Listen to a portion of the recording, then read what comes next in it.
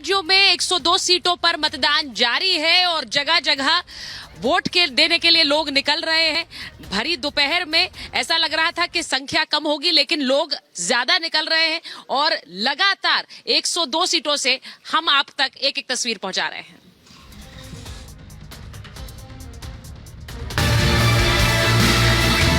मैंने सबसे अपील की है कि सभी मतदान करें और लोकतंत्र के महायज्ञ में अपनी भागीदारी सुनिश्चित करें।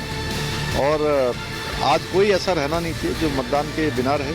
एक सशक्त भारत के लिए, एक विकसित भारत के लिए, सीमाओं की सुरक्षा के लिए, सैनिकों के मनोबल के लिए, गरीबों के कल्याण के लिए, मातृशक्ति की सशक्तिकरण और सुरक्षा के लिए और देश के विकास के लिए दुनिया के अंदर भारत का परचम फहरे, पूरी दुनिया का नेतृत्व करने वाला भारत बने।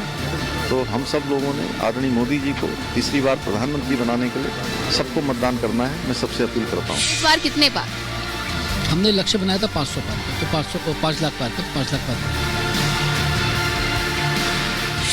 मैं सौभाग्यशाली हूँ, भारतीय जनता पार्टी ने, प्रधानमंत्री जी ने, राष्ट्रीय अध्यक्ष जी ने मुझे विदिशा की जनता की सेवा करने का फिर एक बार अवसर दिया है। विदिशा संसदीय क्षेत्र मेरे बचपन का झूला, जवानी की फुलवारी और बुढ़ापे की काशी है। यहीं मेरा जन्म हुआ, यहीं से बचपन से ही मैंने संघर्ष प्रारंभ किया जनता की सेवा के लिए और फिर सांसद और मुख्यमंत्री बनने पर विकास में भी कोई कसर नहीं छोड़ी।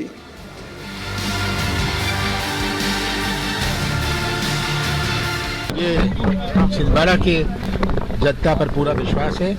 हाँ, वो सबसे बड़े गवाह हैं पिछले 44 साल का इतिहास का, और मुझे पूरी उम्मीद है कि वे सच्चाई का साथ देंगे।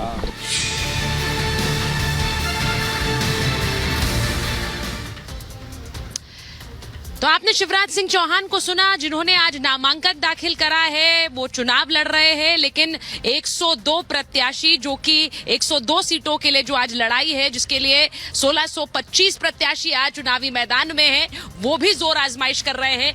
हर एक सीट से आपके लिए तस्वीर ला रहे हैं, वहां का रुझान भी ला रहे हैं, वहां से जो जनता का मूड है वो भी ला रहे हैं। एक बार आपको बताऊं कि मैं इस वक्त मुरादाबाद सीट पर हूं, लेकिन बड़ी खबर बंगाल से आ रही है। बंगाल, जहां पर चुनाव के दौरान हिंसा हुई है और गिरिराज सिंह का बड़ा बयान आया है। गिरिराज सिंह कह रहे हैं कि भले ही बंगाल में हिंसा हो रही हो, लेकिन बीजेपी की कार्यकर्ता इस हिंसा से नहीं डरते हैं।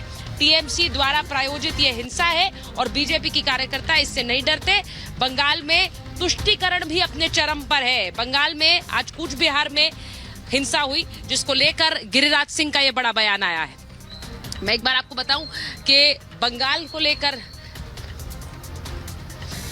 हमारे साथ अलग अलग जगहों से अनामिका पांडे हमारे साथ पीलीभीत से हैं, प्रियंका राजस्थान से हैं। मैम, बहुत देर से आप यहाँ अपनी जो स्याही है वो दिखाने के लिए इंतजार कर रही है, ये आपका उत्साह दिखाता है। हाँ जी, बहुत। मेरा नाम आशा मेहरोत्रा है जी जी, और यहाँ सिविल लाइन की रहने वाली हूँ और मैं मोदी की गारंटी को गारंटी मानती हूँ और वही इस बार तीसरी बार जीतेंगे, क्योंकि उन्होंने देश का बहुत ही उत्थान किया है। देखिए, वैसे तो कहते हैं चुनाव के दिन ये बताया नहीं जाता है कि आप वोट किसे कर रहे हैं, लेकिन मूड जो है जनता का वो बहुत कुछ बताता है। Okay, you want me to say?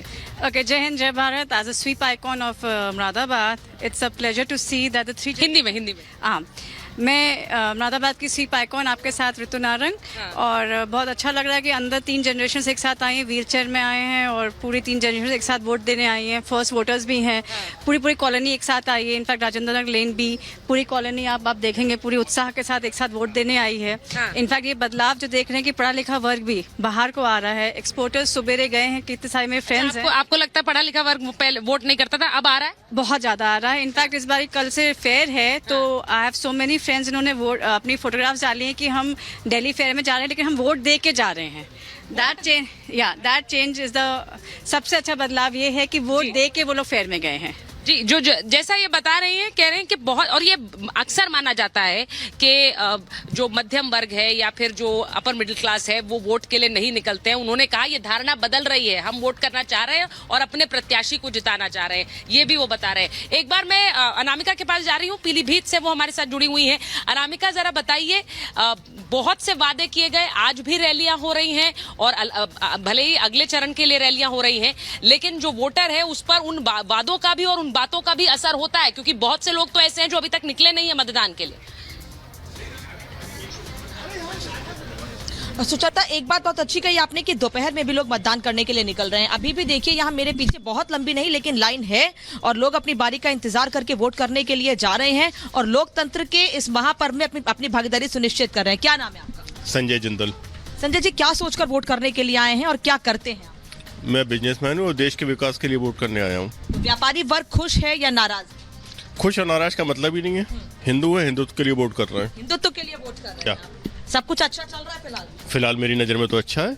आपके क्या नाम है? सिद्धांत जिंदल। सिद्धांत, आप साथ में ही हैं इनके? क्या सोचकर? आप भी बिजनेसमैन है फिर साथ में? हाँ, मेरा अलग। तो क्या अलग बिजनेस है? क्या लगता है जो सरकार ने काम किया वो कैसा रहा है या जो विपक्ष ने अपनी बातें रखी हैं उससे कितने प्रभावित हैं? सही है, सब कुछ अच्छा चल रहा है, विकास करना है भारत का, बस यही एक चीज है। कोई मुद्दा ही नहीं है। आज प्रधानमंत्री ने एक बड़ी महत्वपूर्ण बात कही कि दो लड़कों की जोड़ी अपनी फिल्म फिर से बनाने की कोशिश कर रही है, उस पर आप? ये प्रधानमंत्री ने नहीं कही है, शायद विपक्ष ने कही है। नहीं, प्रधानमंत्री ने अखिलेश और राहुल गांधी के लिए। अच्छा, तो वो दो लड़कों की जोड़ी, जब उसमें एक लड़का अपनी जोड़ी नहीं बना पाया तो फिर दो लड़कों की जोड़ी क्या बनेगी? दो लड़कों की जोड़ी क्या बनती है आप भी समझ सकते हैं। आपका क्या नाम है? राजेंद्र कुमार। राजेंद्र जी, क्या सोचकर वोट कर रहे हैं? मैं विकास को देख के वोट दे रहा हूँ बस। अभी खुश है? पीलीभीत का विकास हो रहा है? हाँ, ठीक है, आप क्या कहेंगे सर? मैं कह रहा हूँ पीलीभीत का विकास होना चाहिए। पीलीभीत का विकास हो रहा है। आप लोग क्या सोचकर वोट करने आए हैं मैम? क्या मुद्दे हैं आपके? मेरा यही मुद्दा है, शिक्षा में सुधार। आप फर्स्ट टाइम वोटर हैं? क्या ठीक है, वोट भले ही क्या कहोगे? क्या ये लोग भले ही पीलीभीत में वोट डाल रहे हैं, मैं मुरादाबाद में हूँ, लेकिन चर्चाएं देश भर में पश्चिम बंगाल को लेकर भी हो रही हैं, क्योंकि वहां पर एक बार फिर से लोकसभा के चुनाव में फिर से हिंसा हुई है। गिरिराज सिंह, जिनके बारे में मैंने जिक्र किया, गिरिराज सिंह ने बड़ा बयान दिया है। उन्होंने कहा कि बीजेपी के कार्यकर्ता इस हिंसा से डरने वाले नहीं है। सुनिए क्या कह रहे हैं गिरिराज सिंह।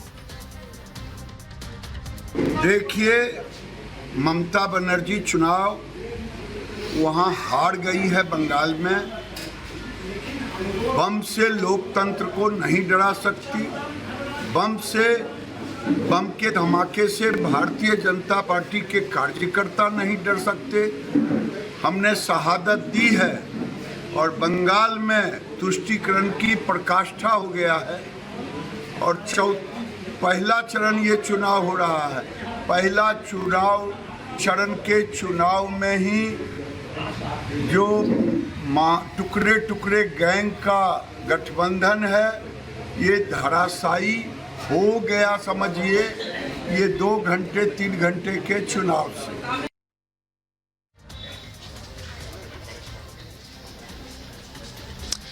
और एक बार प्रियंका का रुख कर लेते हैं। प्रियंका, पिछली बार जिन सीटों पर आज वोटिंग हो रही है, 102 सीटें, पिछली बार पहले चरण में 91 सीटों पर वोटिंग हुई थी।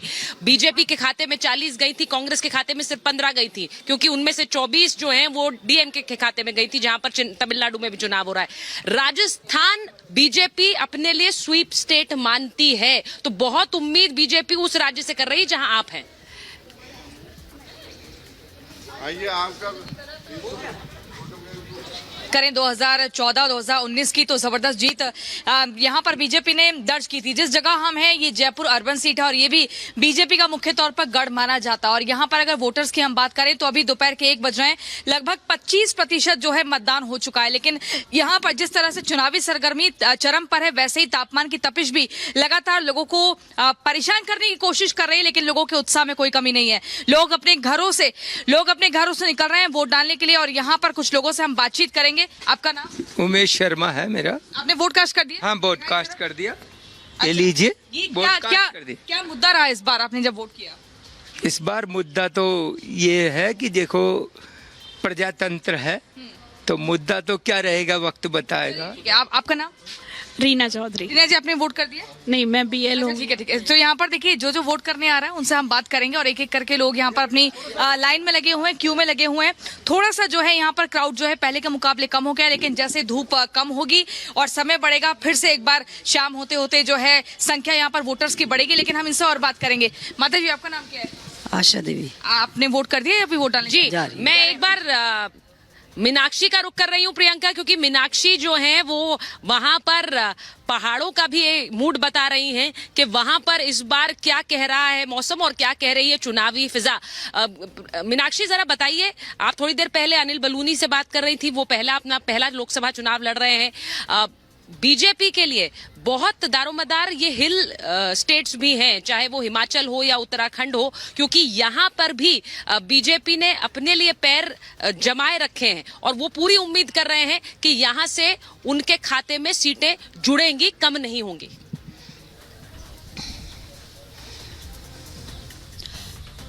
बिल्कुल बिल्कुल सुचारिता जो आप कह रही है, क्योंकि क्लीन स्वीप की अगर हम बात करें तो 2014 और 2019 में उत्तराखंड में क्लीन स्वीप देखने को मिला था। उसके पहले आप राजस्थान में बात कर रही थी प्रियंका से, वहां के लोगों के मिजाज समझ रही थी प्रियंका।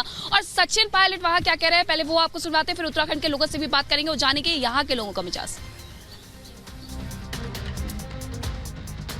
प्रचारक सचिन पायलट जी हमारे साथ हैं, जो कि राजस्थान के पूर्व उप मुख्यमंत्री भी रह चुके हैं। पायलट साहब, आपसे 2-3 सवाल ये कर रहे हैं। आप लगातार, अच्छा माहौल है पूरे देश प्रदेश में, कांग्रेस पार्टी भाजपा से ज्यादा सीटें जीतेगी। ये चुनाव बदलाव का चुनाव है। 10 साल की रिपोर्ट कार्ड को लोग संज्ञान लेकर ही वोट डालेंगे और मुझे लगता है कि भाजपा के जो दावे हैं 300, 400, 500 पार करने के, उन दावों में कोई दम नहीं है। सरकार की बार-बार अग्निवीर योजना को लेकर निशाना साध रहे हैं, आखिर इससे आपको क्या लगता है कि युवाओं को क्या परेशानी? हमने कहा ये अग्निवीर योजना गलत है। नौजवानों की आप रास्ते बंद कर रहे हो। देशभक्ति की भावना लेकर कोई फौज में जाना चाहता है, उसको आप क्यों उसको रोकना चाहते हैं? तमाम मुद्दे हैं, नौजवानों के हैं, बेरोजगारी के हैं, किसानों के हैं, महिलाओं के हैं, और सिर्फ प्रचार प्रसार पब्लिसिटी से चुनाव नहीं जीता जाता, परफॉर्म करना पड़ता है। 10 साल की रिपोर्ट कार्ड देखने के बाद ही लोग वोट डाल रहे हैं। देखिए, ये बड़ी हैरानी की बात है। एक तस्वीर मैं बताऊं कि सुबह से जब हम पोलिंग बूथ पर जा रहे थे तो लोग नहीं थे, लेकिन जैसे जैसे दोपहर चढ़ रही है लोगों की संख्या बढ़ गई है और ये अमूमन देखने को नहीं मिलता है। सर, मैं यहाँ पे पूछूं अगर आपसे, आप लोग वोट देने के लिए निकले हैं, चुनाव में बहुत सारे वादे, बहुत सारे दावे किए जाते हैं, क्या लग रहा है इस बार किसके दावे में दम है? नहीं, देखिए मैडम, मैं तो चीफ इलेक्शन एजेंट हूँ भाजपा का। अच्छा। तो हमें तो अपना दिखा तो बिल्कुल स्वाभाविक है। मैंने गलत आदमी से पूछ लिया। ऐसा है, दावा और वादा दोनों एक दूसरे के पूरक हैं, लेकिन ये देखना है किसका दावा सच्चा है। अभी जो हमारा पुराना एक्सपीरियंस, वो कैसे पता चलेगा सर? वो पता लगेगा जो पिछले 10 साल का जो कार्यकाल है बीता है, वो स्वर्णिम युग है की शुरुआत है और हम लोग राम राज्य की ओर अग्रसर हैं। अच्छा, ये जो आपने बोला राम राज्य की बात, क्या राम राज्य का मुद्दा भी चुनाव में मुद्दा है? हाँ, बिल्कुल है। हाँ। बिल्कुल राम राज्य के मुद्दे पे चुनाव लड़ा जाएगा। ये अच्छा। पूरे हर जगह राम राज्य हुआ। आगे सर, आपको लग रहा है राम मंदिर और राम राज्य का मुद्दा इन चुनावों में इम्पोर्टेंट? बिल्कुल है जी। हाँ। आप नारी शक्ति से पूछिए, उधर बिल्कुल राम राज्य का मुद्दा इम्पोर्टेंट है। चलिए, मैं एक बार जरा यहाँ पूछ लेती हूँ, वो इशारा आपकी तरफ कर रहे थे। आप बताइए, वो कह रहे हैं राम राज्य का मुद्दा। मैं इसलिए पूछ रही हूँ कि आप लोगों के बीच से ही ये बातें निकल कर। जी बिल्कुल है जी। प्राण प्रतिष्ठा हुई है आपके लिए? बिल्कुल मायने रखता है, भारत के लिए बहुत मायने रखता है। बिल्कुल बिल्कुल। एक बार आप फर्स्ट टाइम वोटर देंगे? आप फर्स्ट टाइम वोटर? नहीं, सेकंड टाइम वोटर। अच्छा, बताइए, युवाओं के लिए, यूथ के लिए क्या employment and other opportunities that we get for the business and all. जो चुनावी सभाएं होती हैं, सुनते हैं आप? नहीं, नॉट रियली। तो चुनावी मुद्दों के बारे में कैसे पता होता है? चुनावी मुद्दे सभाएं सुनते हैं आप? हाँ, कभी कभी। क्या मुद्दा आपको लगता है, किसकी गारंटी? किसी मोदी की सबसे ज्यादा गारंटी चली रही है और चलेगी भी।